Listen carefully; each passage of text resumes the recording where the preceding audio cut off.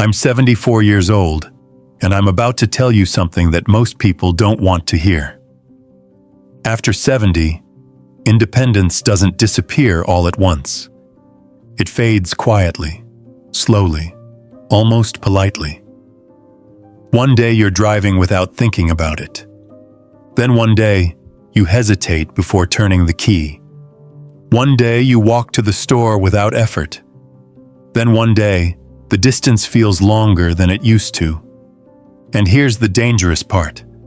Most people don't lose their independence because of one big accident. They lose it because of small habits they ignored for years. I've watched this happen to friends, to neighbors, even to people smarter and healthier than I was. And I came closer than I like to admit. So if you're over 70, or you love someone who is, listen carefully.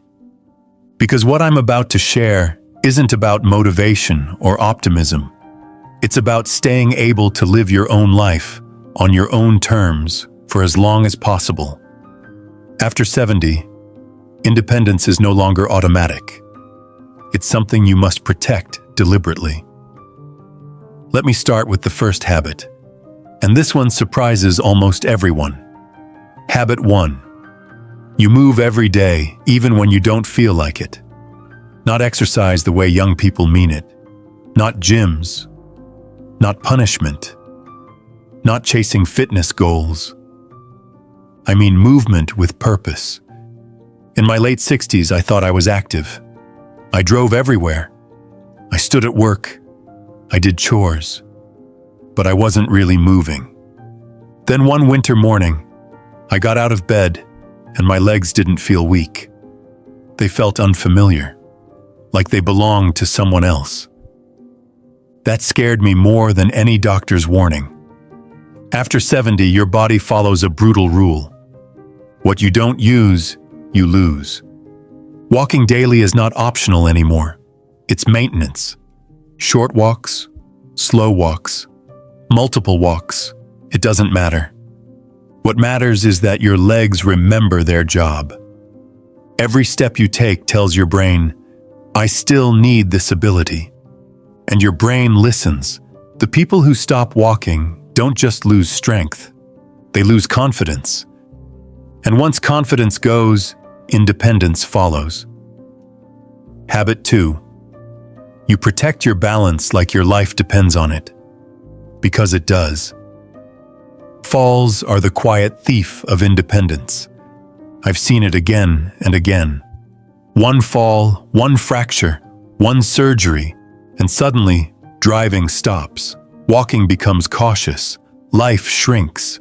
What most people don't realize is that balance isn't luck. It's a skill, and skills decay without practice. After 70, I started doing things that looked silly. Standing on one foot while brushing my teeth. Turning my head while walking. Practicing getting up from a chair without using my hands. Not because I wanted to be impressive, because I wanted to stay upright. You don't lose independence when you fall. You lose it when you become afraid of falling. Balance training isn't about strength alone. It's about trust between your brain and your body, and that trust must be renewed daily. Habit 3. You keep driving skills sharp instead of avoiding them. Driving represents freedom, and losing it hurts more than people admit.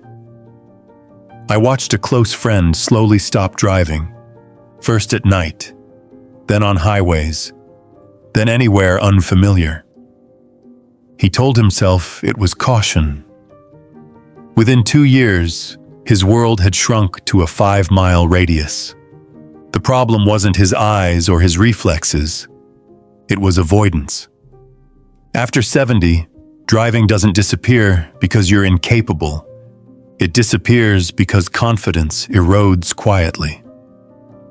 So I practiced. I drove during daylight. I reviewed routes beforehand. I avoided distractions.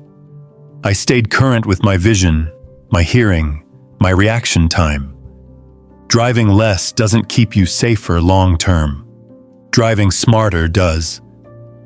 Once you give up driving mentally, giving it up physically comes next. Habit 4. You train your mind to solve problems instead of avoiding effort. Independence isn't just physical, it's cognitive. I noticed something in my early 70s.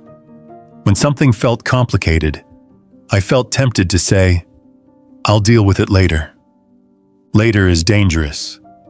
After 70, your brain follows the same rule as your body. What you don't challenge weakens. I started doing small things on purpose, learning new routes, managing my own appointments, fixing small problems instead of asking for help immediately. Not because I didn't have help, but because I didn't want to lose the ability to think my way through life.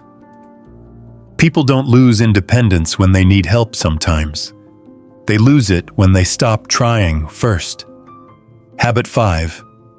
You design your environment to support you, not test you. This one requires humility. I used to believe that needing changes meant giving up. Removing rugs, adding better lighting, installing handrails. I was wrong. Independence isn't about proving toughness. It's about removing unnecessary risk. The strongest people I know made their homes safer early, before they needed to. They didn't wait for a fall to install support. They didn't wait for strain to simplify daily tasks. Independence lasts longer when your environment works with you, not against you. Stubbornness feels strong. Preparation is stronger. Habit 6. You stay socially engaged, even when it feels easier not to. Loneliness quietly accelerates dependence. When people withdraw, they move less. They think less. They care less about routines. After 70, isolation doesn't just affect mood. It affects mobility, reaction time, decision-making. I've seen it happen. Staying connected forces you to move, to plan, to drive, to show up. You don't need crowds. You need consistency. One regular coffee, one weekly visit, one reason to leave the house. Independence thrives on purpose. Let me tell you something no one warned me about.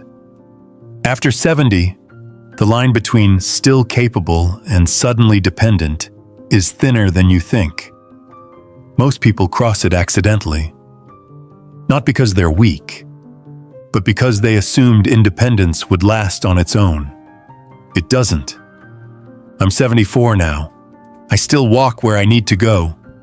I still drive myself. I still live in my own home. Not because I'm lucky, because I protect these abilities daily. I don't wait for motivation. I don't wait to feel strong. I act because I want to stay free. If you're listening to this and thinking, "I'll start later," let me be very clear. Later is where independence goes to die. Start with one habit. Just one. Walk today. Practice balance. Drive attentively. Challenge your mind. Adjust your space. Stay connected. You don't need to do everything perfectly. You need to do something consistently. After 70, independence is not about youth. It's about intention. And if you're younger listening to this, remember this. The habits you build now decide how free you'll be later. I can't promise you'll never slow down. No one escapes that. But I can promise this: if you protect these habits, you'll walk longer, you'll drive longer, you'll live on your own terms longer. And that is worth more than anything else you could be chasing. If this helped you, share it with someone you care about.